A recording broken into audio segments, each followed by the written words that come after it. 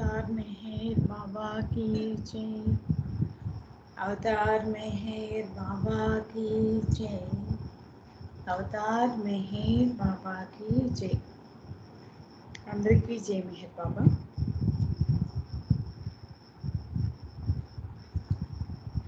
మనము మెహర్ ప్రభు జీవితం 16వ వారంలో ఉన్నాము.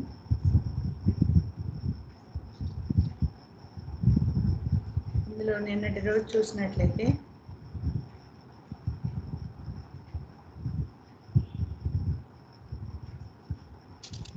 మహిమల గురించి మీరు చెయ్యండి అని బాబాని అడిగినప్పుడు, నువ్వు మహిమలు ఎందుకు చేయవని ఒక పార్సీ లాయరు బాబా దర్శనానికి వచ్చి బాబాను ప్రశ్నించినప్పుడు బాబా ఇచ్చినటువంటి సమాధానం గురించి నేను చదువుకోవడం జరిగింది. ఆ రకంగా మహిమలు ప్రదర్శించడం ద్వారా జీసస్ని ఏ రకంగా, గత అవతారమైనటువంటి జీసస్ని ఏ రకంగా గారడీవాణిగా నిందింపబడటం, విచారణకు గురవటం, చిట్ట చివరికి సిలువ వేయటం అలా జరిగింది అని చెప్తూ, ఇంకా ఈ మహిమలు చేయడం అవసరం కాదు అనే విషయాన్ని కూడా తెలియజేస్తూ, నేను నిజంగా ఏదైతే అయి ఉన్నానో అదే చెప్తాను, ఈ దేహం అది కాదు, ఈ విషయాన్ని నేను తరచుగా చెప్తూ ఉంటాను అంటూ, మీరు అడిగేటువంటి ఈ రకరకాలైనటువంటి అమాయకమైనటువంటి ప్రశ్నలన్నీ కూడా నాకు వినోదాన్ని కలిగిస్తూ ఉంటాయి అని తెలియజేస్తూ, అయినప్పటికీ కూడా మీకు భగవంతుని యొక్క విధానాలు ఏమీ కూడా అర్థం కావాలి. ఆ విధానాలను కేవలం భగవంతుడికి మాత్రమే అర్థమవుతాయి. ఖుదాకి బాతే ఖుదాహి జాని, భగవంతుని మాటలు భగవంతునికే అర్థమవుతాయి అని తెలియజేస్తూ, మీరు చేయవలసింది ఏంటంటే నన్ను అంటిపెట్టుకొని నాకు గట్టిగా పట్టుకొని ఉండడం అవసరమా లేదా అనేది మీరు నిర్ణయించుకోండి. అది మాత్రమే మీకు అవసరం, ఇవన్నీ కావు అని తెలియజేస్తారు. అట్లాగే ఒక క్రైస్తవ భక్తుడు సెవెంత్ డే అడ్వెంటిస్ట్ చర్చి నుండి బాబా దర్శనానికి వచ్చి ఒక ప్రవచనం ఇవ్వండి అని చెప్పి అడుగుతాడు. నేను ఉపదేశం ఎలా ఇస్తాను అని, విశ్రాంతి దినం కదా, ఆ విశ్రాంతి దినం పని చేయరాదని జీసస్ చెప్పాడు కదా, ప్రవచనం ఇవ్వడం అంటే మరి అది ఒక పనే కదా అని సమాధానం ఇచ్చినప్పటికీ కూడా ఆ క్రైస్తవ భక్తుడికి కొన్ని విషయాలు వివరించారు. అవేవో ఇప్పుడు మనం చదువుకున్నాం.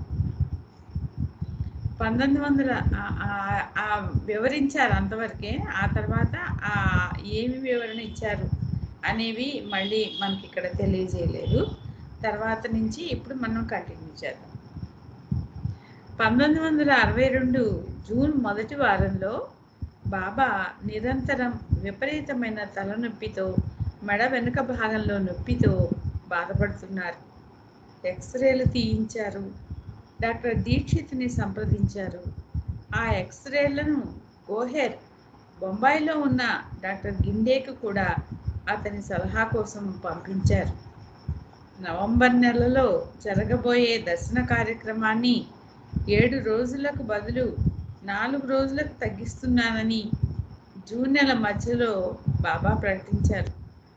తూర్పు పశ్చిమ దేశాల వారందరికీ మణి రాస్తున్న ఫ్యామిలీ లెటర్ ద్వారా, లైవ్ సర్క్యులర్ ద్వారా అందరికీ ఈ ప్రకటన తెలియజేయబడింది. మరొక సందర్భంలో బాబా అలా బయటకు వెళ్ళినప్పుడు బాపు సాహెబ్ షిండే చెప్పుల దుకాణానికి వెళ్ళారు. వరద కారణంగా షాపులో ఉండే చెప్పుల జతలన్నీ పూర్తిగా పాడైపోగా షిండే తిరిగి కొత్త స్టాకుతో షాపు నింపుకున్నాడు. పూణేకు చెందిన ప్రముఖ గాయని హీరాబాయ్ బరోడ్కర్, మరొక గాయని సరస్వతీ రాణి, వీరిద్దరూ జూన్ 24వ తేదీ ఆదివారం నాడు బాబా ముందు చక్కని సంగీత కార్యక్రమాన్ని ప్రదర్శించారు. విష్ణు మరణించిన తర్వాత అతనికి వరుసకు సోదరి అయిన సుశీల మెహరాబాద్కు మకాం మార్చింది. అక్కడ ఆమె కొరకు ప్రత్యేకంగా నిర్మించబడిన గదిలో నివసించసాగింది.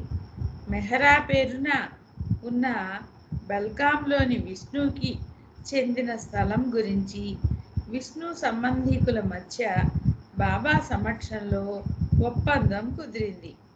ఈ విషయాన్ని చట్టపరంగా పరిష్కరించడానికి అహ్మద్నగర్ నుండి రంజూతో పాటు న్యాయాధికారి ప్రేమ్ ఖిల్నానీని కూడా పూణే పిలిపించారు. చర్చ జరుగుతుండగా ఖిల్నానీ బాబాతో ఈ ఒప్పందం ఈ రకంగా పరిష్కరింపబడటం బాగుంటుందని మీరు ఆలోచిస్తున్నారా అని అడిగాడు.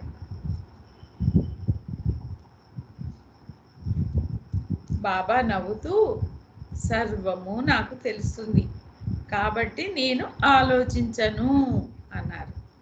తర్వాత బాబా ఖిల్నానీని పూణే నుండి అహ్మద్నగర్కు రేపు మధ్యాహ్నం 3:30 గంటలకు బయలుదేరు అని సూచించారు. బాబా ఆదేశాన్ని ఖిల్నానీ పాటించేవాడే, కానీ అతని కారు డ్రైవరు రావలసిన సమయానికి రాలేదు. అతడు వచ్చిన వెంటనే ఖిల్నానీ బయలుదేరాడు. 10 మైళ్ళు వెళ్ళగానే కారు పాడైంది. ఖిల్నానీ పూణే తిరిగి వచ్చి ఆగిపోయిన కారును బాగు చేయించడానికి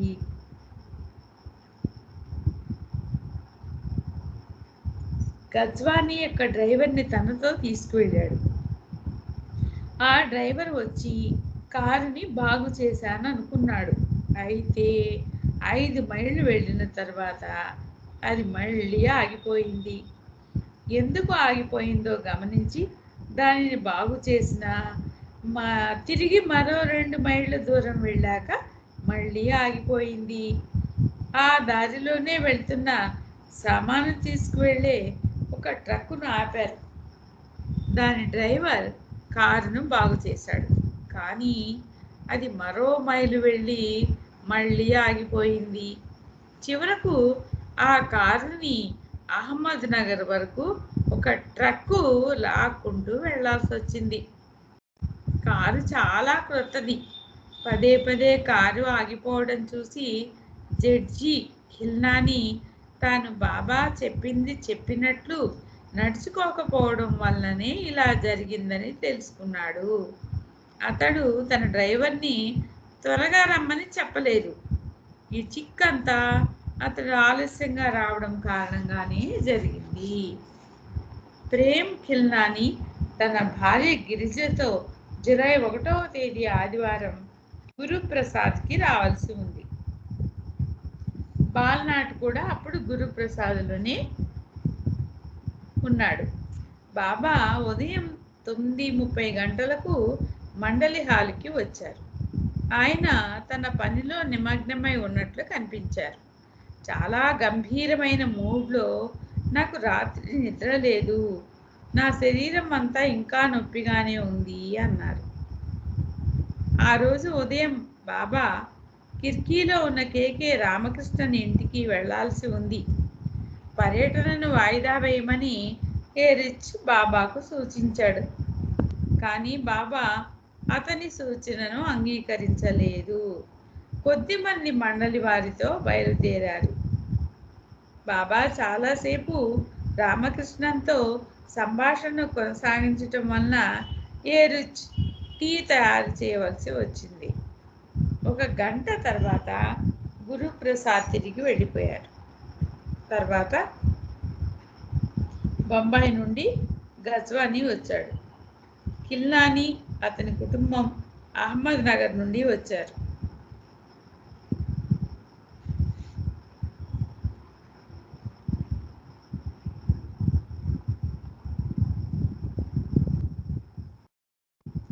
జడ్జి ఖిల్నానీకి అహ్మద్నగర్లోని క్రొత్త కోర్టుకు బదిలీ అయింది. అందువల్ల అతడి కుటుంబంతో సహా అహ్మద్నగర్కు మకాం మార్చాడు. అయితే అక్కడి ఇంట్లోకి మారే ముందు వారు ఖుస్రూ క్వార్టర్స్లో ఉంటూ ఉండేవారు. ఆ బంగ్లాకు ఎదురుగా సరోష్ సినిమా హాల్ ఉంటుంది. బాబా వారితో సంభాషిస్తూ, ఇప్పుడు మీకు బోలెడంత వినోదం దొరుకుతూ ఉండవచ్చు.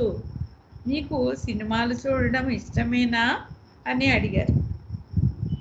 కిల్లాని ఇలా అంటున్నాడు, ఒకప్పుడు నాకు సినిమాలు చూడటం ఇష్టంగానే ఉండేది, అయితే ఇప్పుడు నాకు చూడాలనిపించట్లేదు అన్నాడు.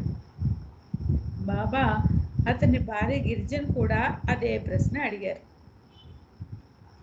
ఆమె తనకు నచ్చిన సినిమాలనే చూస్తానని, ముఖ్యంగా ఆధ్యాత్మిక ఇతివృత్తమున్న సినిమాలు తనకు ఇష్టమని చెప్పింది. హమీర్పూర్కి చెందిన భవానీ ప్రసాద్ నిగం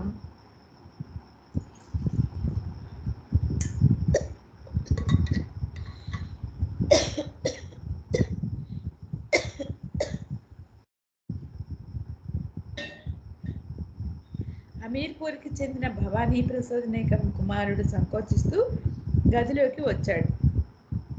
అతడు తన తల్లిదండ్రుల అనుమతి లేకుండా బొంబాయి వెళ్ళాడు. అక్కడ అతని పర్సు దొంగిలించబడింది. అతను బాబాను కలిసినప్పుడు ఆ విషయం గురించి బాబాకు అప్పుడు తెలిసింది.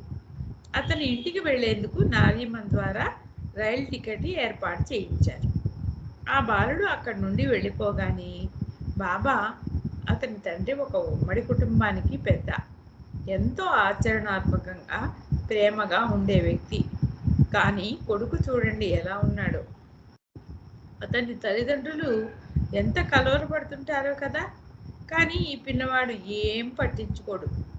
ఇతడు బొంబాయిలో జల్సా చేస్తున్నాడు అన్నాడు. ఇదంతా కూడా ఒక సినిమా కాదా? ఈ విశ్వంలో ప్రతినిత్యం జరిగే సంఘటనలన్నీ కూడా ఒక సినిమా వంటివే. కొందరు సంతోషాన్ని, మరికొందరు దుఃఖాన్ని అనుభవిస్తారు.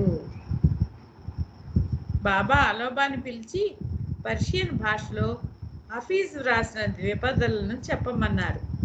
వాటి అర్థం ఇలా ఉంది: సుఖ దుఃఖాలనేవి జీవితానికి సంబంధించినవి. అవి ద్వంద్వ ప్రపంచంలో అనుభవించబడతాయి.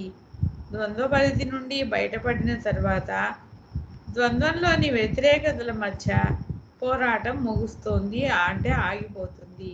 అందువల్ల ఆనందము, దుఃఖము రెండు శూన్యమే. కిల్లాని బాబాతో, ఇందులో భావాలను మనం బుద్ధితో చక్కగా అర్థం చేసుకుంటాం, కానీ దానికి అనుగుణంగా జీవించలేము. ఇదంతా శూన్యంతో కూడిన క్రీడే. అయినప్పటికీ దుఃఖపడకుండా ఉండలేము అన్నాడు. కిల్లాని అన్నాడు, ఇప్పుడు బాబా ఇలా చెప్పారు: కేవలం నోటి మాటలతో కూడిన జ్ఞానం పెద్దగా సహాయపడదు. కానీ ఒక విషయం గుర్తుంచుకోండి, సుఖ దుఃఖాలు రెండు నిజానికి శూన్యమే అనుకున్నప్పుడు ఎప్పుడూ సంతోషంగా ఉండడాన్ని ఎందుకు ఎంచుకోకూడదు? సంతోషంగా ఉండండి, సంతోషంగా ఉండడానికి ప్రయత్నించండి. ఉన్నది భగవంతుడు మాత్రమే, మిగిలిందంతా శూన్యమని తెలుసుకోండి. బాబా మాటలకు అడ్డుపడుతూ, గజ్వాని పుస్తకాలు చదవడం ద్వారా వచ్చే అవగాహనలో స్పష్టత ఉండదు. తర్వాత అది గందరగోళానికి దారితీస్తుంది. అందువలన నేను ఆధ్యాత్మిక విషయాలపై పుస్తకాలు చదవటం మానేశాను అన్నాడు. కిల్లాని తన అభిప్రాయాన్ని చెప్తూ, అది కొంతవరకే నిజం. మనం బాబాతో ఉన్నప్పుడు, అంటే మన ప్రభు సమక్షంలో ఉన్నప్పుడు పుస్తకాలు చదవటం అనవసరం. కానీ మనం ఆయనకు దూరంగా ఉన్నప్పుడు ఆయన గురించిన పుస్తకాలు చదవడం, వాటిలోని విషయాల పట్ల దృష్టిని కేంద్రీకరించడం జీవితానికి నిజమైన స్వాంతన. నాకు మాత్రం అలా అనిపిస్తోంది. అంటాడు కెల్నాని. బాబా, సత్యాన్ని ఎప్పుడూ మాటలతో చెప్పలేము, అయితే పదాలకు వాటి స్వీయ ప్రాధాన్యత వాటికి ఉంటుంది. అయితే అది పరిమితులకు లోబడి ఉంటుంది. మీరు ఏ రకం పుస్తకాలు చదువుతున్నారు, వాటికి మీరు ఎంత విలువ ఇస్తున్నారు అనే విషయాలపై ఆ చదివినందువల్ల వచ్చే ప్రభావం ఉంటుంది. పవిత్ర గ్రంథాల గురించి మతం పేరిట కొట్లాడుకునే వారిని మనం చూస్తుంటాం. కండలేని ఎముకల కొరకు పోట్లాడుకునే కుక్కల కలహం వంటిది కదా ఇది అని వివరించారు. అంటే ఉపయోగం లేనిది అని. బాబా ఆలోబాను సాంప్రదాయవాదులు, మూఢభక్తుల గురించి హఫీజ్ రాసిన కవితలను చదవమని అడిగారు. అందులో ఇలా ఉంది దాని తెలుగు మీనింగ్: భగవంతుడా, సనాతన సాంప్రదాయవాదులను, మూఢభక్తి కలవారిని క్షమించు, ఎందుకంటే వారు సత్యాన్ని చూడలేరు. బాబా ఇలా కొనసాగించారు. ఇంకా నిజమైన మానవులు అంటే భగవత్ప్రేమికులు కర్మకాండలు పొందుపరచబడిన పుస్తకాలను లక్ష్యపెట్టరు. సద్గురువులు వెల్లడించిన సత్యాలను వారి జీవితాలలో చెప్పించుకుంటారు. కిల్లాని ఇలా అన్నాడు. అవును, కానీ మానవుడు మంచిగా నిజాయితీగా ఉండాలని కోరుకున్నప్పటికీ అలా చేయడంలో ఎందుకు విఫలమవుతాడు? ఇక్కడ ఇది ప్రశ్న అంటాడు. దానికి సమాధానంగా బాబా ఇలా అంటారు: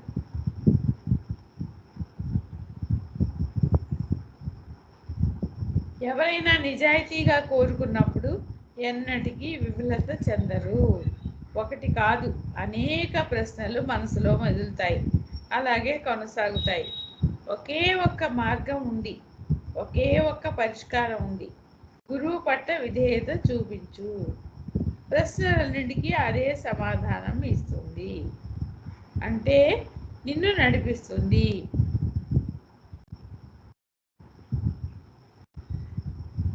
గురువు పట్ల విధేయత చూపించు. ప్రశ్నలన్నింటికీ అదే సమాధానం ఇస్తుంది, అదే నిన్ను నడిపిస్తుంది, నీకు మార్గనిర్దేశం చేస్తుంది. నిజానికి అర్థం చేసుకోలేని దానిని నీకు అర్థమయ్యేలా చేస్తుంది. నీ సమస్యలన్నీ తీరిపోతాయి. హఫీజ్ ఇలా అన్నాడు: నీ గురువు ఏం చెప్పినా విధేయుడివై ఉండు. ఎందుకు ఏమిటి అని ప్రశ్నించకుండానే విధేయత చూపించు. ఆ తర్వాత ఆ రోజు సమయం మధ్యాహ్నం 12 గంటలు అవుతోంది. వచ్చిన వారందరూ తిరిగి వెళ్ళే సమయం అది. బాబా ఆ రోజు ఉదయం సంభాషించే మూడ్లో ఉన్నందుకు వారంతా చాలా సంతోషించారు. బాబా ప్రేమాలింగనం పొంది వారందరూ వెళ్ళిపోయారు. బాబా భోజనం చేసేందుకు లోపలికి వెళ్ళారు. బాబా పూణే నుండి తిరిగి మెహరాజాద్ వెళ్లే ముందు అదే చివరి ఆదివారం కావడంతో పేకాట ఆడేవారిని సాయంత్రం 4 గంటలకు రమ్మన్నారు. ఇది ఇలా ఉండగా పూణేలోని కోఆపరేటివ్ కాలేజ్ ప్రిన్సిపాల్ బాబాను కలుసుకోవాలనే కోరికను వ్యక్తం చేశాడు. ఆ రోజు అతని పుట్టినరోజైన కారణంగా బాబా సమ్మతించారు. ఆ ప్రిన్సిపాల్ బాబా కొరకు ఒక చక్కని పూలహారం, మిఠాయిలు తీసుకుని తన భార్యతో కలిసి వచ్చాడు. బాబా రాబోయే ప్రాక్పశ్చిమ సమావేశాల గురించి అతనితో ప్రస్తావించగా అతడు తన కాలేజీ హాస్టల్ని నవంబర్లో మొదటి వారంలో బాబా ప్రేమికుల కొరకు ఇవ్వడానికి ఇష్టపూర్వకంగా అంగీకరించాడు. 10 నిమిషాలు బాబా సన్నిధిలో గడిపిన తర్వాత ఆ దంపతులు వెళ్ళిపోయారు. ఆ సమయానికి బాబాకు సన్నిహితులైన 30 మంది ప్రేమికులు వచ్చారు. వారితో కలిసి లారిస్క్ అనే ఆట ఆడారు. అంతమందిలో ఎవరు ఏ జట్టు వైపు ఆడుతున్నారో తెలుసుకోవడం చాలా కష్టమైంది. గెలిచిన బృందంలో ఉంటూ తరచూ కొంతమంది అనుకోకుండా బాబా ముందు వారి ముక్కును నేలకేసి రుద్దేవారు.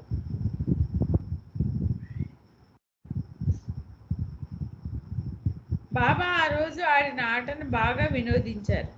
ఆ రోజు ఉదయం బాబా, నేను కాలక్షేపం కొరకు పేకాటను ఆడుతున్నానని భావించకండి, ఇదంతా నా పనికి సంబంధించినదే అన్నారు. సాయంత్రం 5:15కు పేకాట నిలిపివేశారు. ఆ తర్వాత బాబా ఫనా బకా స్థితుల గురించి, సద్గురువు లేదా కుతుబ్ యొక్క స్థితుల గురించి వివరించారు. ఆయన షామ్సీ తబ్రీజ్ సూక్తులతో వివరణ ప్రారంభించారు.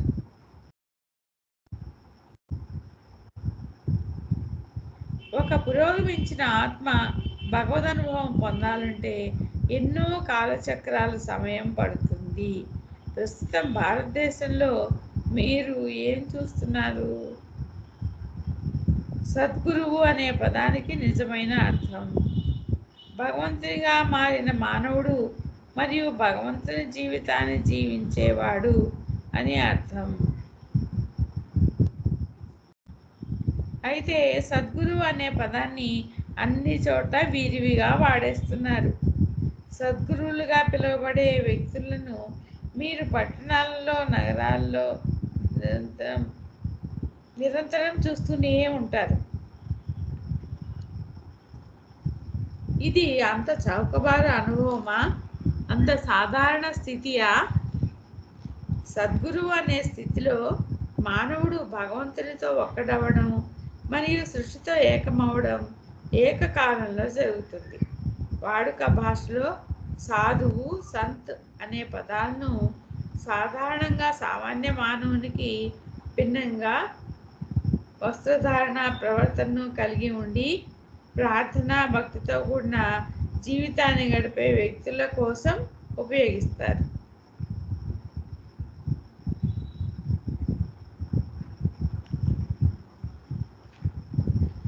సత్ అనే పదానికి నిజమైన అర్థం సత్యం.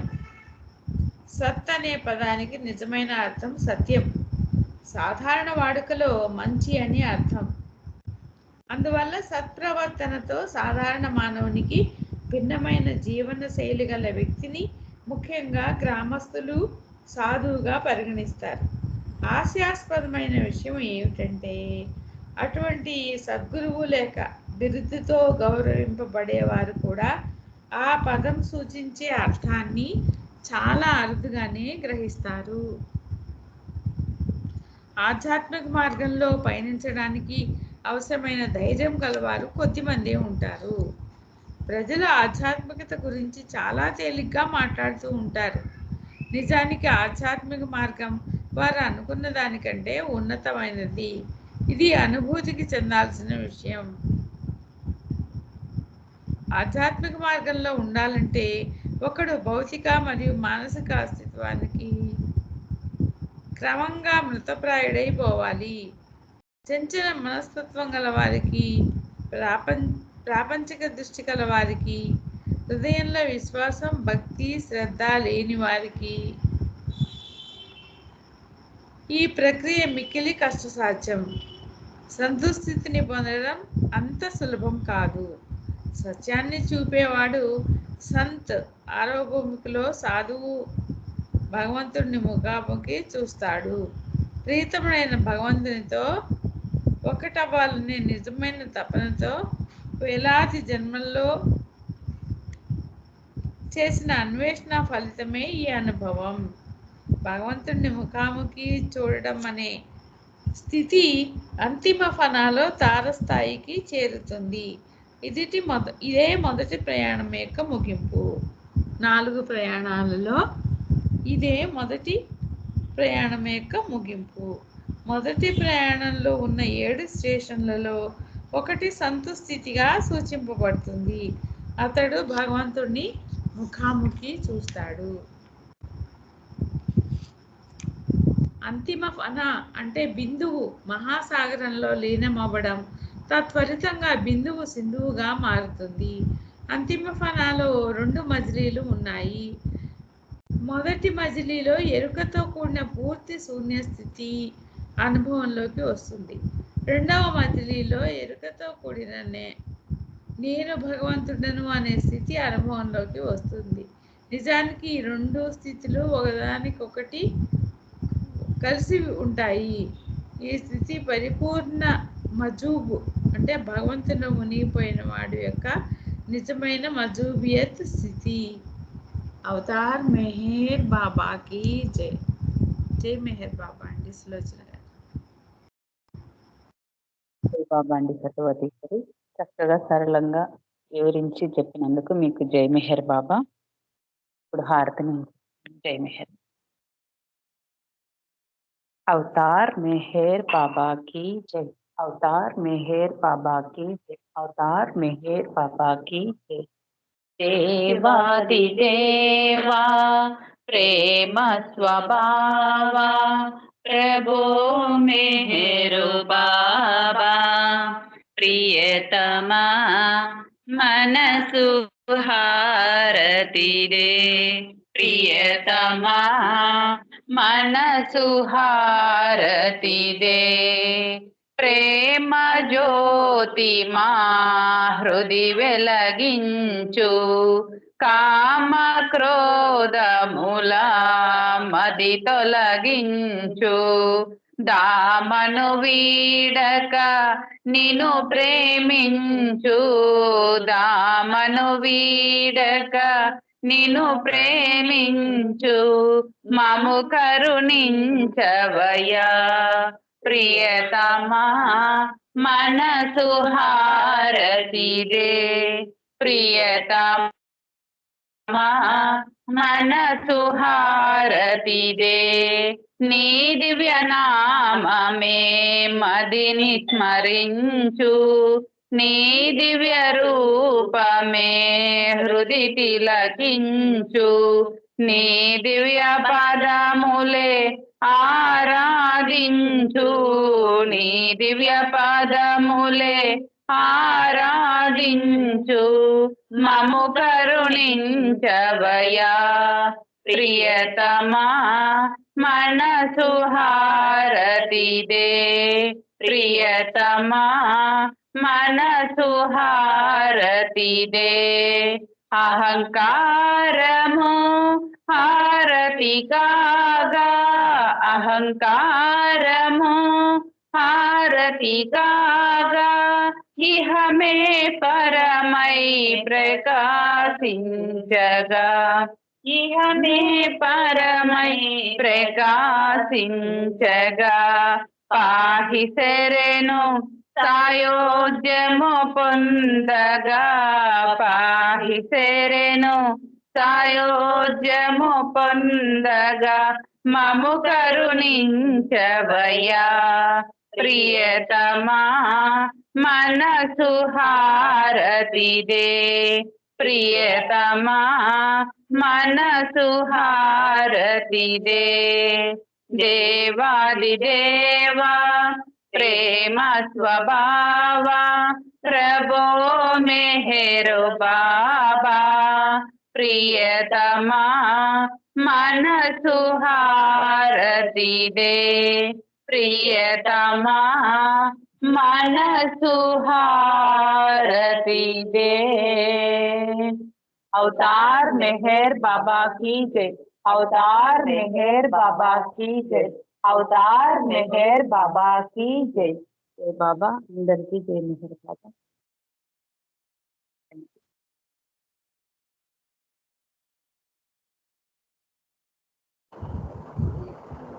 జై బాబా అందరికీ జై బాబా. బాబా అందరికీ జై బాబా. అవతార్ మెహర్ బాబా की జై బాబా. జై బాబా అందరికీ జై బాబా. Thank you sir. జై బాబా అండి అందరికీ జై బాబా.